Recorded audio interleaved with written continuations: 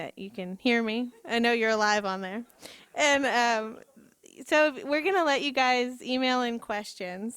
And the email address for that is auditorium, spelled out, at calepa.ca.gov. So make sure to jot that down. I'll be reminding you of that over the day. And thank you again for participating remotely. You'll see the video and audio webcast, and it'll mainly be, you'll see the speakers, but it'll mainly be the slides that we're presenting. And then for everybody, we're going to have those available after the presentations. We'll get them posted as soon as we can, so on our website. So we'll get started at 1:30. We have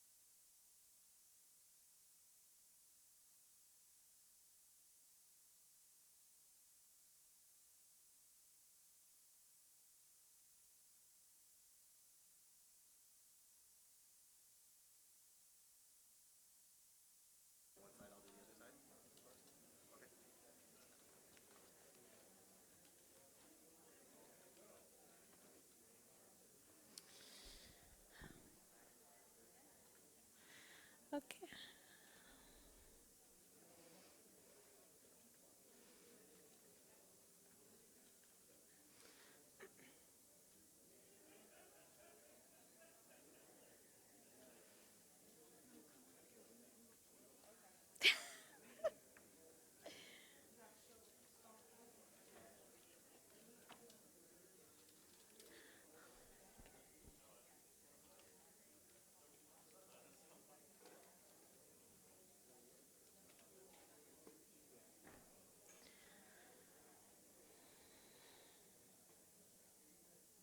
Okay, we're going to get started. I just want to thank everybody on the webcast and everyone in the room for coming and participating today on a Friday. Happy Friday. We're going to try to get you out of here in 3 hours. And this is our first roadshow event. We're doing about 24 of these all around the state, and they're free public events to just talk to you guys and get your questions about the industrial general stormwater permit. So if you thought this was a different meeting, this is what the meeting's about, unfortunately, right? And here we are. So thank you again. We couldn't do this stuff without you, and we really appreciate your participation. So my name is Laurel Wardrop, and I worked for the State Water Resource Control Board. I see some familiar faces, but I haven't met everybody in the room. And I've been doing industrial stormwater for almost 7 years. I've been, another familiar name would be Leo Costantini. He's been doing it a lot longer than me, and he'll be at some of these workshops as well. And we have some other people presenting today, like Patrick Otsuji. And do you want me to introduce you, or do you want? Okay. He's been working for the state a long time. How many years? 15 years, and he's our smarts expert, and he's also an expert in pretty much all the stuff we do in our programs at the state board. And we have Rich Mull here. He's a regional board representative. He'll be doing some of the road shows, and Jackie Kelly's the construction head at the regional water board. And then Michelle Canan is also, she's a speaker today, and she's on the IGP training team, which we'll talk about a little later. And she'll be giving you a presentation on the qualified industrial stormwater practitioner, as well as some strategies for complying with the permit. And just some ground rules. We're going to be giving the presentation, and then we'll do questions after, unless it's a really important, unless it's a really important question, please hold them till the end of the presentation, and then we'll do it that way for the 3 presentations today. And if you need to use the restroom, it's out and to your right. There's a men's and women's bathroom on that side and a water fountain. In the event of an evacuation, we will go down the stairs into the Cesar Chavez Park by the parking garage. So, are there any general questions about the rules and ground rules today before we get started? Okay. Is the webcast looking? All right.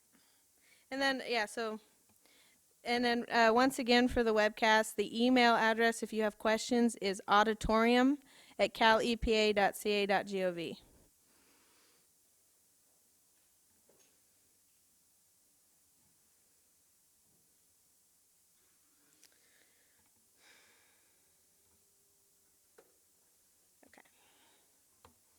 So some of you may have seen this presentation already. I've been giving kind of the same presentation for over 1.5 years, but it never hurts to do it again, and I see actually a lot of new faces, so it may be the first time some of you have seen it. How many of you have seen me present over the last year? Okay, so a lot of new faces. That's awesome. How many of you in the room actually own, operate, or work at an industrial facility? All right. How many of you in the room are consultants? Okay, so sometimes they're the same. And then how many of you work at a city, a municipality, and have to implement an industrial program? Okay, cool. Or county. County too. Okay, so here's my presentation. This presentation is an introduction to the industrial general permit, and we'll just get going.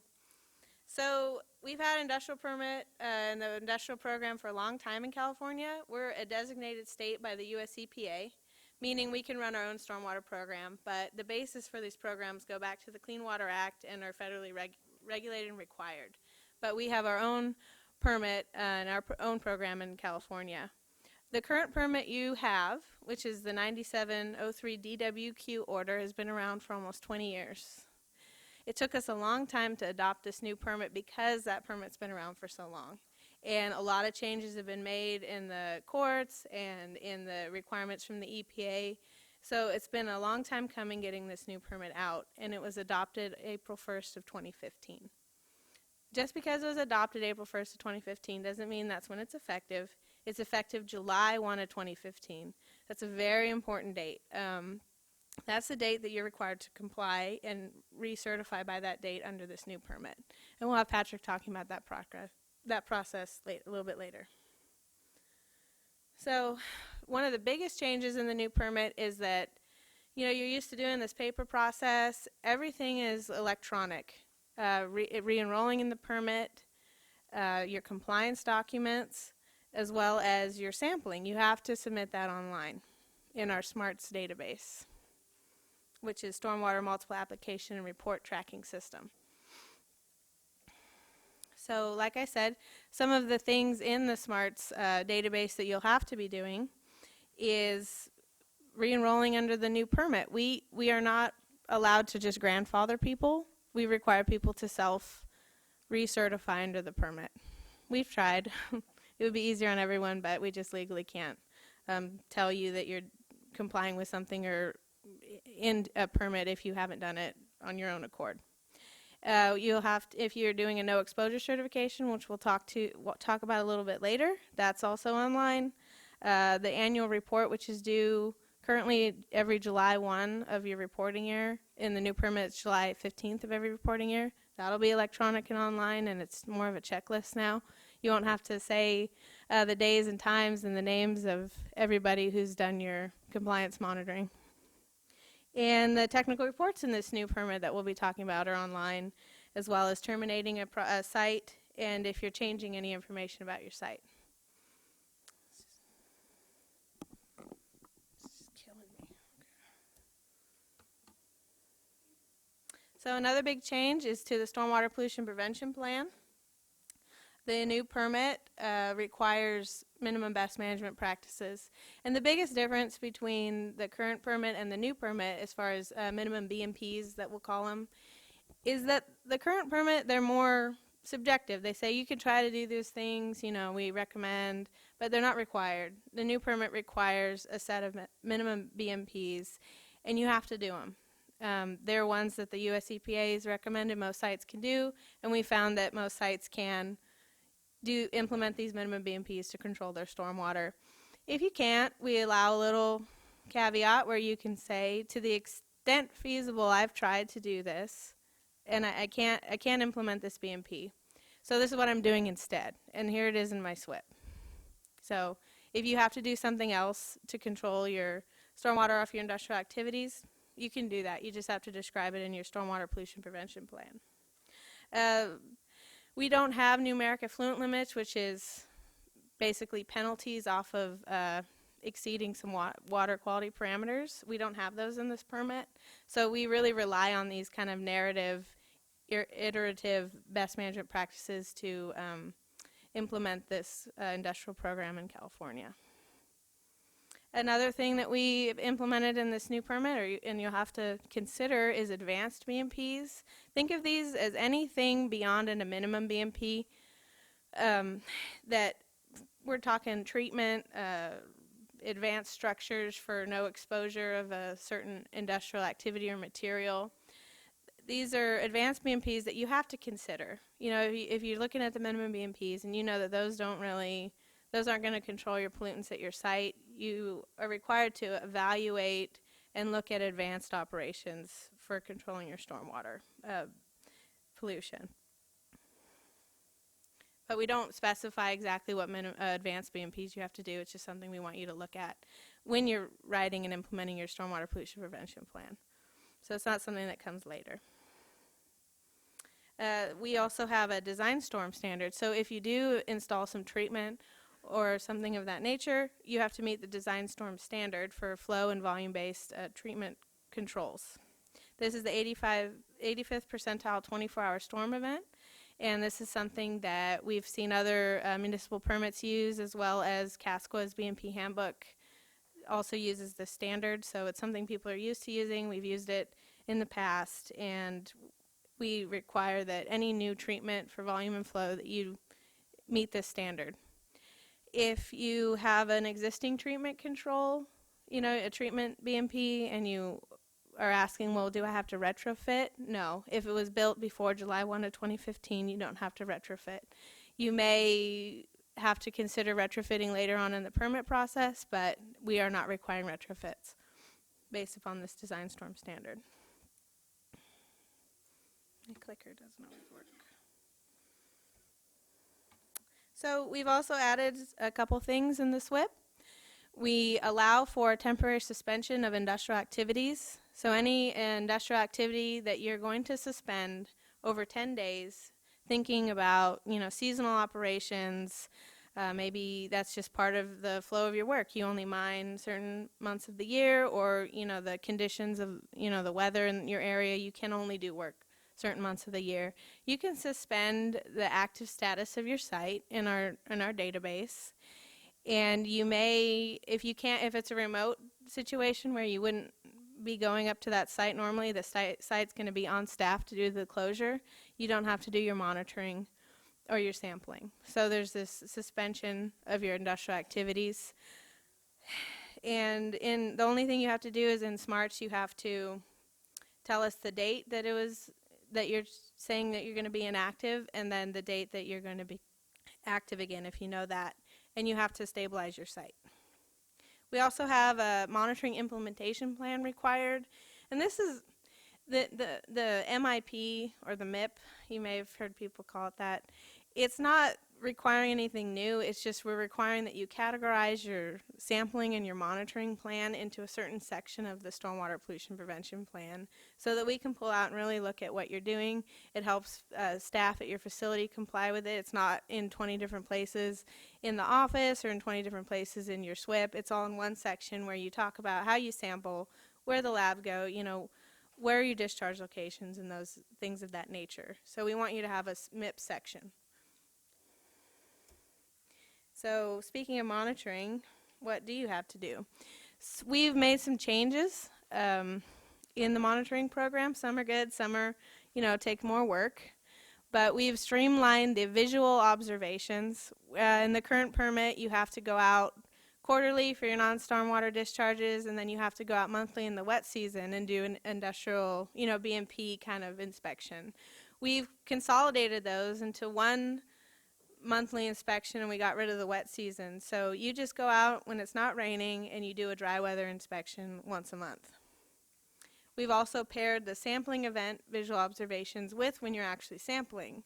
So you don't have to go out and do a second visual observation of your discharge. It's just when you're doing your sampling event, you actually visually observe the quality of that the stormwater. You know, looking for sheen, foaming, and of that nature. We also require visual observations of bypass only when you're already out doing an observation, not secondary to observations you're already doing. So if you're out there and you observe a bypass, you have to note it. We're not requiring extra events, sampling events, or visual observation events because of bypass. Same thing with contained stormwater. At the time that you release that contained stormwater, you need to sample it and observe the quality of it. And we have a new definition of a qualifying storm event. It's 48 hours of dry weather, like no discharge, and then at the time that, and then when it is a sampling event is when it actually discharges. So 48 hours of dry weather, and then you have a discharge. And you're required to sample within the first 4 hours of that discharge. We'll talk about it in the next slide. So you have those 48 hours of dry weather, or no discharge, and then you have a discharge. You have to do 4 of those a year. You have to do 2 from July 1 to December 31st of the reporting year, and then 2 from January 1st to June 30th of the reporting year. And you have within 4 hours of your scheduled facility operating hours, or within the if If it rained in the last 12 hours and there was a discharge and you come into your site like Monday morning and it rained Sunday night, you can still sample if it's within that first 4 hours. So we got rid of the kind of idea that you can't get a storm event sample because it rained on the weekend. We're trying to make it easier to get these samples done. Same thing with the current requirement to have it within the first hour of discharge. And that's really complicated, so we expanded it to 4 hours. Going over these really quick, the current permit kind of says you have to take your pH samples to the lab. That doesn't really make any sense because pH's holding time with the EPA is 15 minutes. So we're requiring you to do that in the field.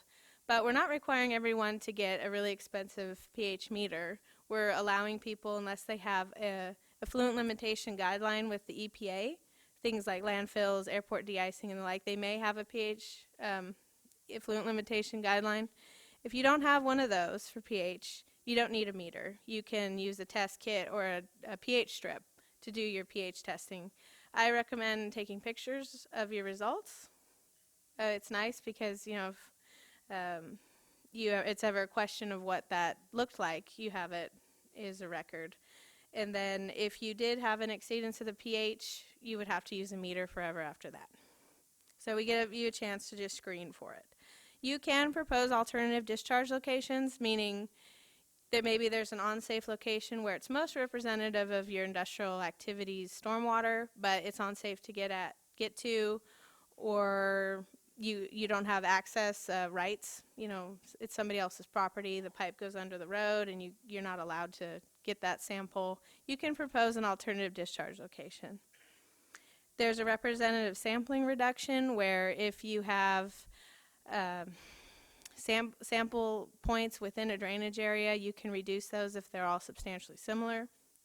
And then same thing with qualified combined samples. If you have discharge locations or sampling locations within one drainage area, you can combine those samples. It's for equal volume, 4 samples of equal volume, and you can combine them, but it's that you're telling the lab they can combine them. You can't do it in the field. And then if you have samples that are low, you know, they're lower than the numeric action levels, and you have 4 of those consecutive, you can reduce your sample frequency to twice the reporting here instead of 4 times. Excuse me. So another huge change is the exceedance response actions. This is a whole new kind of schematic in the permit. The current permit really is vague on whether or not you're complying with the permit or not. It's just, you know, it tells you to do some sampling. It doesn't really say how well you're doing it with your stormwater program. This mechanism is kind of our answer to not having numeric effluent limits. It guides the discharger through compliance. We try to get at an endpoint of where you're doing enough in the program to maybe, you know, where you can tell us what you're doing in your stormwater program and maybe why you can't meet the numbers. It's not necessarily saying that you don't have to do more, you know, but we really tried to give it more of a structure of, you know, kind of whether or not you're complying with the permit at any given time. So everyone starts in baseline status on July 1 of 2015. Everyone's here, and as you go through the permit based upon your sampling and analysis results, you may go up a tier or you may just stay in baseline. Baseline is really similar to the current permit. You do your visual observations, you do your sampling, you have a SWIP that you keep updated. You have to do the electronic reporting, that's new, but there's not a lot of new things that you have to do. It's a similar program, it's just been updated. You have to do your BMPs. And you have to compare, SMARTS is going to compare your numbers to the action levels, but if you never exceed them, your requirements don't ever really change. Now, and what are those numbers, and what is the numeric action level? We have 2 triggers. So you have your sampling that you're doing, you're submitting in SMARTS, and there's a table in our permit that says, it's a bunch of numbers, it's table 2, and it says we don't have it for every parameter in the world, but we have a good list of like 30 where we've put in a number, and it's pretty much the US EPA benchmark. And that's the number, that's their numeric that they have in their national permit. And we've put those numbers in the permit, and then we have this other column, which is just a few. It's the parameters that you're most used to doing, the total suspended solids, the oil and grease, and the pH. We've developed an instantaneous number for that, and those are based upon statewide data. The data you've given us, we did a statistical analysis on it and came up with some numbers. So we have these numbers, and we have two triggers where you've actually exceeded those numbers, and you go into the exceedance response action schematic.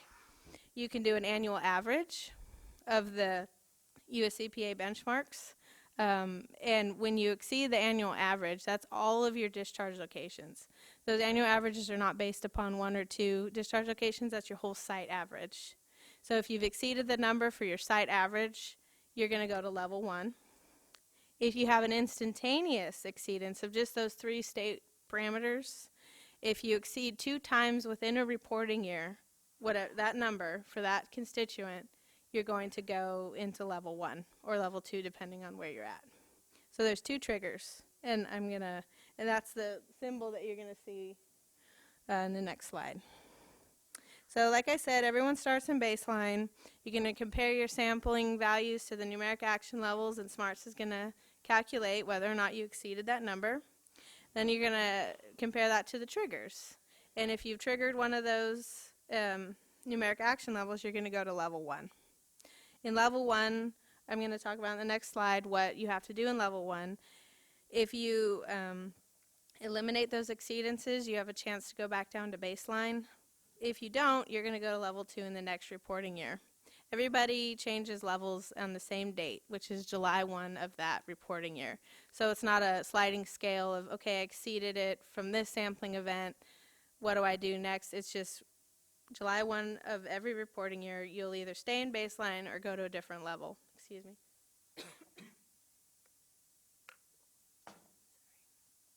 So, and when you get into level 2, there's really only one chance to get back down to baseline, and that's when you have put in treatment or done BMPs to eliminate the exceedances.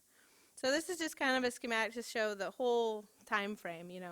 Every year, from baseline, you can go up and exceed up a level, or you can go back down until you get to level 2. It gets more complicated.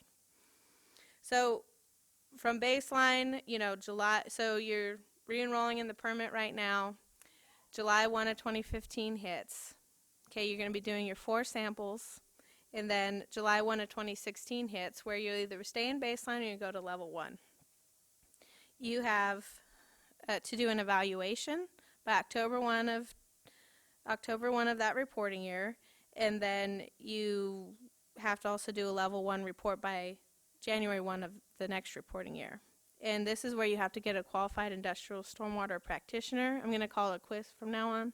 You have to get a QUISP involved, and they have to submit the level 1 report to SMARTS. The discharger still has to certify it, but they're going to submit that, or I'm sorry, they have to develop the report, and the discharger eventually submits that to SMARTS.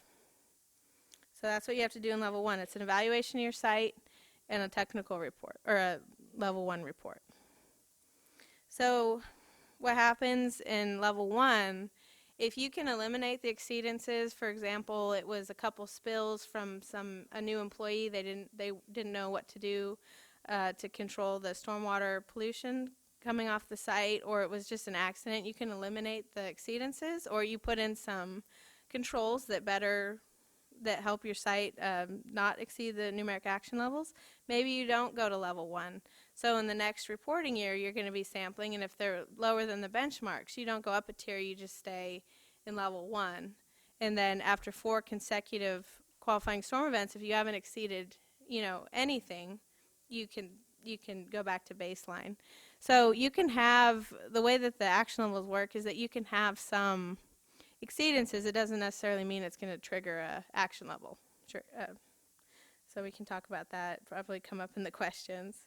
And then in level 2, if you get to level 2, you have to do an action plan, and you have to do a level 2 technical report. The action plan is basically laying out your schedule and your plan for which demonstration you're gonna tell us. Was it really due to your industrial activity?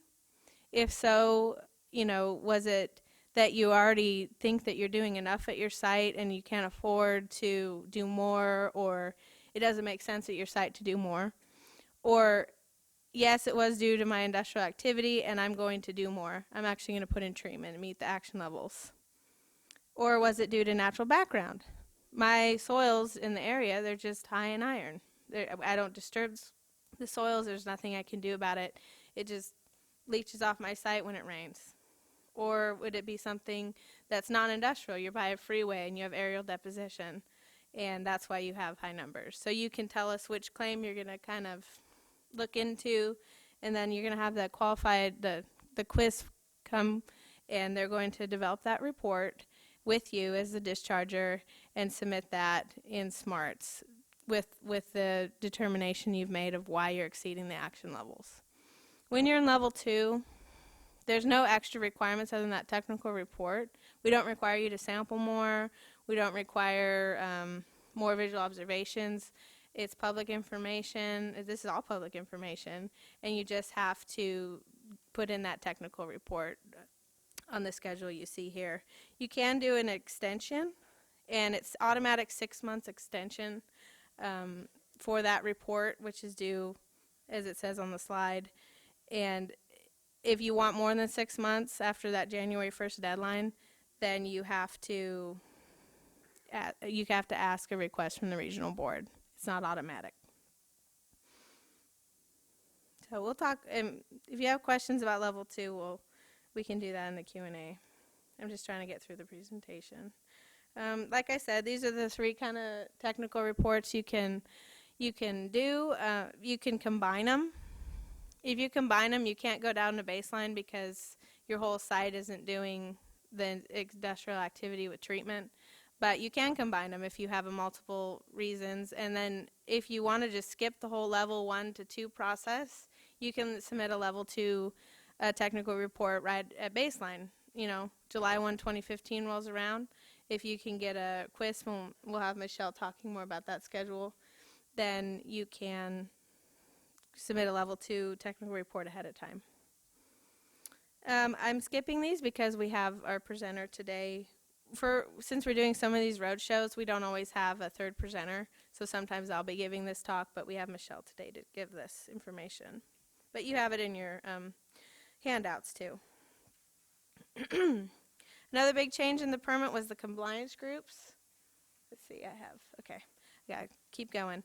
So compliance groups, we got rid of group monitoring, but we kept something similar where you have to have a compliance group leader, but every site has to sample every year. There's a little bit of reduction in that. You have to sample 2 times a year, not 4 like a normal discharger, because you're in this compliance group where you have oversight from a compliance group leader and you all are kind of working together and sharing resources. We feel like there's enough oversight there where you don't have to do the 4 samples. And the compliance group leader has to be a trainer of record.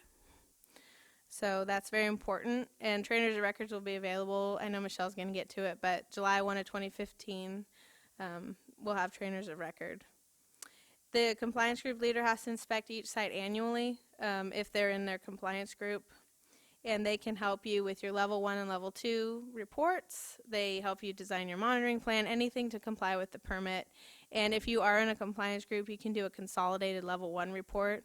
So if you have all these facilities that have substantially similar activities and they are all exceeding for the same parameter, you can do a consolidated level 1 report.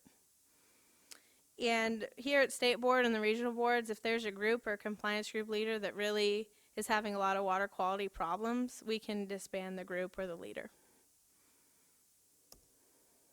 Another thing is the inactive mining. We don't require inactive mines to do the full program where they're doing monitoring, the SWIP, and things of that nature, the sampling, the visual observations. If they have a SWIP signed by a professional engineer, and they've submitted that in SMARTS, they get out of doing some of those things in the permit. How many people are looking at doing this inactive mining? Okay. Just curious. This is a huge thing, a little bigger than the inactive mining. The current permit has this light industry exemption That got lifted actually a few years ago by the US EPA, so we don't have this light industry exemption anymore in the new permit.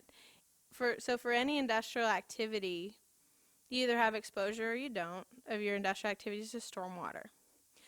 If you fall under an industrial code and you need our permit, and if you're an auto dismantler, it wouldn't happen for landfills, but any SIT code, if they can show that they have no exposure and they demonstrate that, they meet the 11 categories of no exposure in our permit, they can apply for this. It's a really low fee. It's about $200 a year, and they have to submit a site map in SMARTS, and then they go through the checklist, and then they certify it. And if they do that, they don't need to do sampling, they don't really have to have a SWIP, and they don't have to do visual observations that numeric action levels don't apply to them. They just have this really light, it's like permit light. And if they're automatically approved in SMARTS, but a regional board can come back later, and if it shows that you really do have industrial activities going on out there that are exposed to stormwater, they can terminate your NEC and you have to get the full permit. And we're expecting a lot. Some of the numbers are really scary, like 100,000 or more facilities coming into our permit because of the light industry exemption being gone. So we'll see how many we actually have. Something that also is new in the permit is this notice of non-applicability for no discharge. This has nothing to do with your exposure to stormwater. I get this question a lot. This is whether or not you actually discharge your stormwater to waters of the U.S. So there's two things that we've defined in this permit. You either don't discharge because you're hydrologically disconnected. You're in a basin that there's no water of the U.S. that you would discharge to. Or you've designed your site to never discharge. And so what we require is a professional engineer to go out and make a report. They have to do a technical report on your site showing how you've met the max precipitation event or series of events that are the greatest in the history of rainfall data available for your site, and you can show that you never discharge for the no discharge. That you've designed it to contain the biggest storm from the historic rainfall records. Now, if you're in a basin that doesn't discharge to waters of the U.S., you have to work with the Army Corps of Engineers and look at their listings and show that where you're located in that basin, you would never discharge to waters of the U.S. or some other things. For example, something that wouldn't fly as far as getting the NONA for hydraulic disconnection is if you're in a floodplain. It's all connected, so that wouldn't work. But we can talk. I've been working with some of the regions on some of their basins to figure this out, because down in Region 6 Victorville, they have some basins where this actually really happens, where it really doesn't reach the waters of the U.S. So, but for both of them, you have to get a PE and do the technical report. Another big one is the total maximum daily loads. We have some language in our permit where we have to reopen the permit July 1 of 2016 and put in a bunch of TMDL language, implementation language. And what implementation language means is that we're going to give you guidance and we're going to put in the permit what you have to do to comply with the TMDL. That language doesn't really exist right now, so you have this requirement you still have the requirement to comply with TMDL, so what does that mean for a discharger? It's really unclear, and so we've been working with the regional boards and the state board and some other stakeholders on getting a plan together to get this language in the permit for you so you know what to do to comply with the TMDLs. And so there'll be a whole stakeholder process. There'll be a regional board public notice for when the draft language is at their level, and then we'll also have a whole public noticing at the state board when this gets further along the path. Another thing that's tied to receiving waters, but it's not TMDLs, it's what happens before a TMDL is written. There's these impaired water bodies. There's a whole big list of them in California of water bodies that they're either going to develop a TMDL for, or they're going to delist, or they're going to do further action on. So for these segments, we're not allowed. We can't write permits that allow new sources to these impaired segments. So we have to write permits that don't allow that. So the way we did that in this permit is we have a qualified industrial stormwater practitioner make the claim and the determination at your site if you're a new discharger, and that you don't have exposure of the pollutant that's listed for the receiving water. The pollutant is not present at the facility, or you discharge it, but it's not going to cause or contribute an exceedance of a water quality standard, and it's not adding a new source to that impairment. So if you're a new discharger, meaning that not that you're new to this permit, but you're just a new facility being built, or you bought a facility and you're starting a different company there and you fall under our SIT code system, then this may be something that you're subject to. Another thing is if you're an existing discharger, where you're recertifying under this permit and you have the notice of intent and all of those things, you may have to do potential monitoring for those constituents in the impairment, in the impaired receiving water. So, for example, if you discharge iron and your receiving water is impaired for iron, you may have to sample for iron if you're not already doing that. And we don't require a quiz to do that determination. That's what the discharger's responsibility under their permit. So another thing, that looks weird on my screen. Another thing is, this isn't so applicable in Region 5, obviously, but we have a lot of coastal regions, and if you have an outfall, more of a direct outfall to the ocean, you have to have you have to meet the model monitoring provisions in the ocean plan, and you have to work with your regional board to get that monitoring together, that plan together to meet the ocean plan requirements. We have a meeting with the regional boards next month to kind of go over this part in particular, so stay tuned with how we're trying to be consistent with how we implement this part. So if this is a concern, shoot me an email and we'll talk about this, as we're still working on this. But the permit requires you to comply with the ocean plan for those outfalls directly to the ocean. And if you don't, you can't get the permit. So another thing, this is really just the Navy, but the Navy bases, but you can't discharge your stormwater to an area of special biological significance unless you have an exception. And the only dischargers I'm really aware of that have one is the Navy. So you can't discharge to an ASBS, and this is a coastal thing as well. Another thing that's new is we've implemented, and we've been required to implement, the Assembly Bill 258, which was on pre-production plastic pellets and pollution.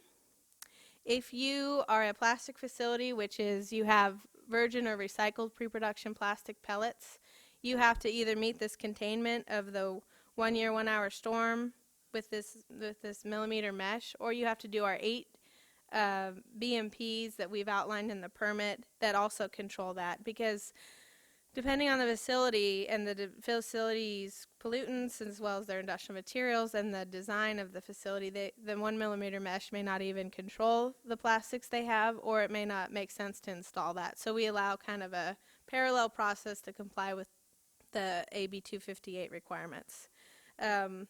So containment criteria, you either do that or you get the no exposure, meaning none of your plastics are outside, or you do our 8 BMPs, which is like vacuuming and things like that.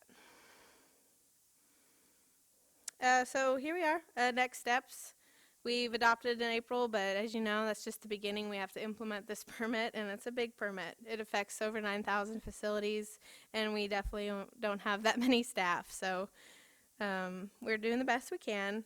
And Patrick, as you'll hear later, he's re-enrolling dischargers and doing that whole process for the getting into the new permit. And you'll hear from Michelle on the IGP training team, and when can we get QISP training. And yeah, so here we are. I'm here to take questions. Am I over time? Okay, so we'll do questions in the, should we do a break first? Okay, so we'll do questions from the room first, and we'll have microphones coming around.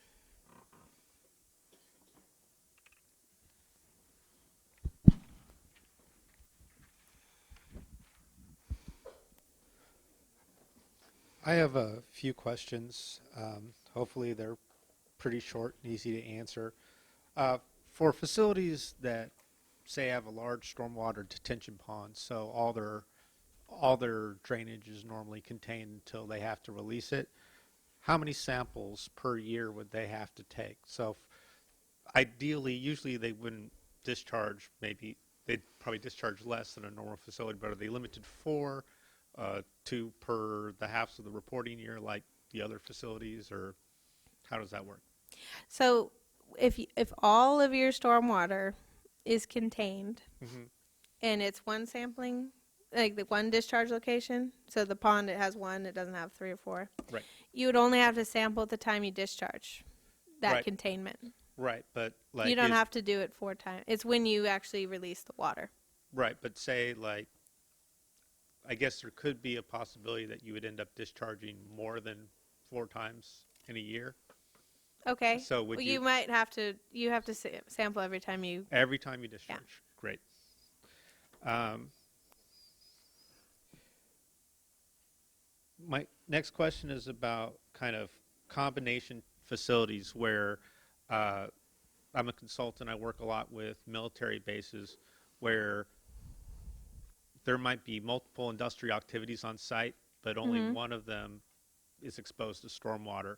Could you briefly go over how we might be able to address that in the SWIP and in general where would they would have to monitor and what for and all that type of stuff? So those facilities where your industrial activities are a lot smaller than the site, it gets really complicated. For example, Lawrence Livermore, they have some really complicated sites. So the permit, I'll just start from the permit only requires you to control the stormwater off your areas of a site that size that actually fall under the industrial activities defined by the permit. So you have those areas.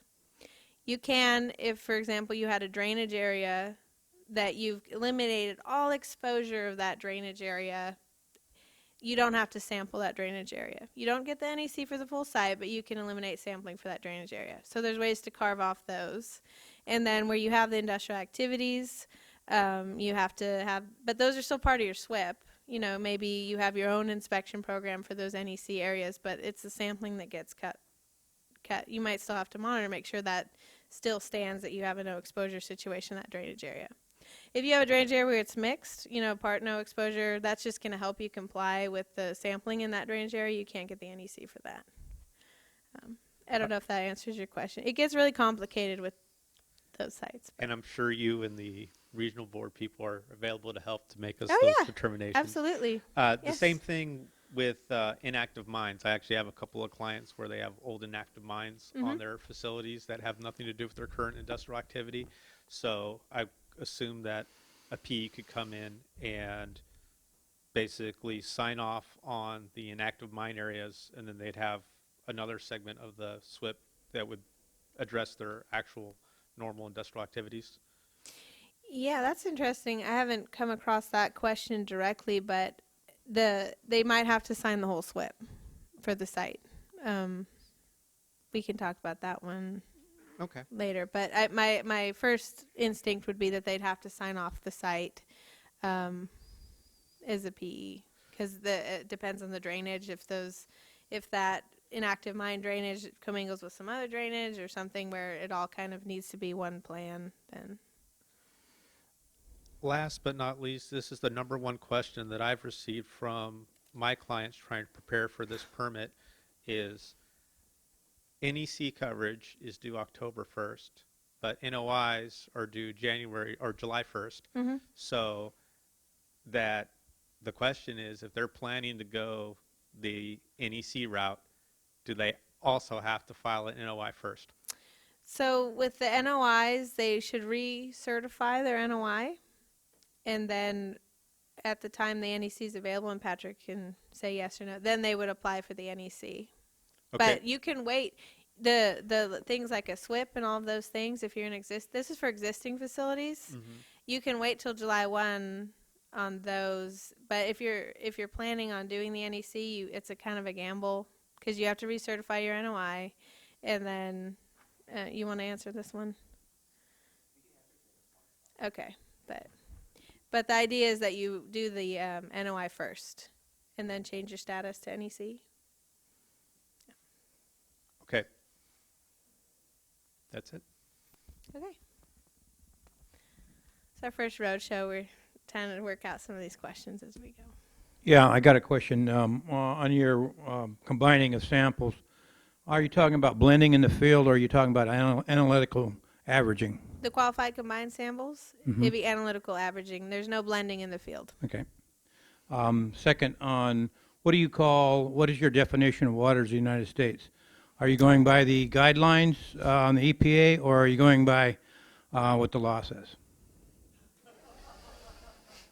We define waters of the U.S. as the EPA, I believe.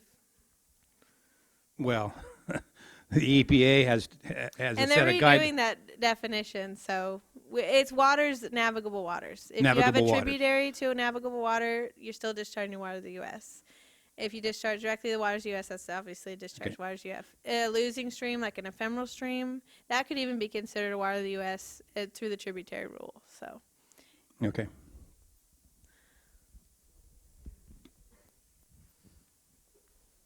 There's a lot of questions.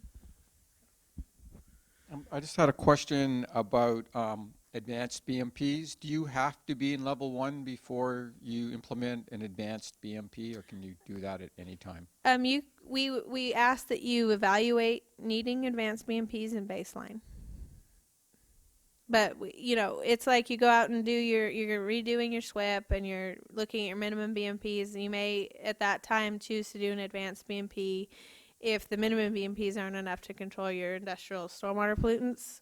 And then in level 1, it's more of a direct working with your QUISP what you have to install to not get into level 2.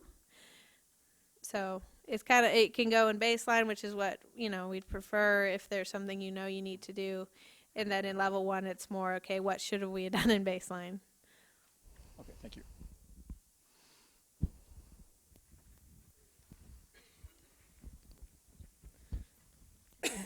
I have a couple of questions. My first question is on the slide that said other monitoring requirements. I'm sorry, I missed the first half of the sentence on sample could you frequency. raise your hand? I'm having trouble seeing who's talking. Oh, sorry, I'm there right you here. are. The sample frequency reduction bullet on the other monitoring requirements. Yeah. I was wondering if you could just repeat that sentence you Sure. said, because I missed it. So, and I go through it really fast in the presentation because I really want to just hear your questions. You'd probably get tired of me talking. So the sample frequency reduction, if you have 4 consecutive qualifying storm events where you don't have an exceedance of an action level, you can get a reduction in your sampling. Where you only do 2 times a year instead of 4. Now, and those are from qualifying storm events. Okay, thank you. Mm-hmm. My next question is, you were talking about going up levels on July 1st of each year, or going down, I suppose. And you were saying on July 1st of 2016, for example, so the year after this year, you can only go up 1 level a year, or if you've had a couple of triggers over the year, can you go up 2 levels? So the levels work per parameter. So you may be in level 1 for zinc, and you may be in level 2 for TSS, but you only go up 1 level a year for that pollutant that you're exceeding. And does that also go for coming back down levels? You can only do that one at a time? If you eliminated, for example, if you were in level 1, we'll not do level 2 because that depends on what your demonstration was. But if you're in level 1 for like 3 constituents and you eliminate them all, you can go back down to back to baseline for all 3 of those after 4 consecutive qualifying storm events. So it depends on what you mean by multiple. If you're in baseline, you only go up 1 level at a year, and the first time anyone can be in level 1 is July 1 of 2016. So we have some time to work these things through, but yeah, it's 1 level a year, depending on per pollutant. Okay, and I just want to make sure I understand correctly that as far as a QUISP, you only need to have certification by a QUISP on various reports and things Sure. like that. If you're in level 1 or level 2 Yes. base level, you don't need a QUISP to do your SWIP and all those things. You don't need a QUISP to do your SWIP. Baseline, you're good. You are professionals. You know your sites better than us. You can redo your SWIP and upload it in Smarts without a QUISP. You only need a QUISP if you're in level 1, level 2, or you're a new discharger and you're discharging to an impaired water body. Sorry, one more. That's okay. That's what I'm here for. On the compliance groups, you were talking about a trainer of record, a TOR. So folks who want to be in a compliance group need to have some input from someone outside the organization as a TOR, or is that okay. something we can get qualified? And Okay. So the TORs are a trainer of record. It's very similar to the construction permit, and to be a compliance group leader, you have to be a trainer of record, and the program's run by California Stormwater Quality Association. To be in a compliance group, and Patrick's going to talk more about we're doing all the smart stuff right now, so I'm not going to get into those details about how you actually enroll in a compliance group, but the leader has to be a trainer of record. To be in a group, you just have to have substantially similar activities as everybody else in that group. So if you're doing gravel mining and everybody else is doing gravel mining, you can be in that group. You don't have to be a trainer of record or a QUISP to be in you don't have to be that to be in a group. It's the leader of the group. Does that answer your question? so we have Current many group monitoring leaders, they're not going to be compliance group leaders in the new permit unless they're a trainer of record. Maybe I'll ask you offline about Yeah, that. it's a Michelle, you talk about that process, so bear with us on that. Thank you. Yeah. Laurel, you said that you can have an exceedance that does not trigger a change in action level. Okay, so if you have an average, one exceedance of this drainage area, it may be over the average number, but it doesn't necessarily mean your site average is going to be an exceedance of the action level. So, there's a definition of a trigger. So you can have an exceedance here, an exceedance there, and when I say exceedance, meaning over those numbers, but when they average them out, it may not be a numeric action level trigger that you've exceeded. That's what I meant. Okay, we got 5 more minutes, and then we'll switch speakers and write down your questions, and we'll get to the ones on the 2 on the web? 5, okay. So we'll take a couple more in the room and write down your questions, and we'll get them at the end.